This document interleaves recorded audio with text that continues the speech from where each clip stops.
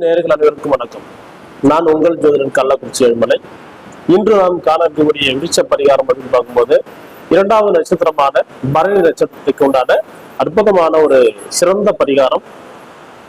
இந்த பரணியில பிறந்த நீங்கள் தரணி ஆழ்வீர்கள் அப்படின்னு சொல்லியிருப்பாங்க ஜோசியர்கள். நிறைய பேர் நீங்க பார்க்கும்போது அப்படிப்பட்ட சுக்கிரனுடைய நட்சத்திரம் பிறந்த நீங்கள் உங்க நட்சத்திர விருட்சமான நெல்லி மரத்தை உங்க வீட்டுல வைக்கக்கூடாது. நெல்லி மரம் கோயில்கள்லயோ அல்லது பொது இடங்கள்லயோ வச்சு வழிபட்டு வந்தீங்கன்னா கண்டிப்பாக அந்த மரம் வளர்ந்து வர நீங்க தண்ணி ஊற்றணும்.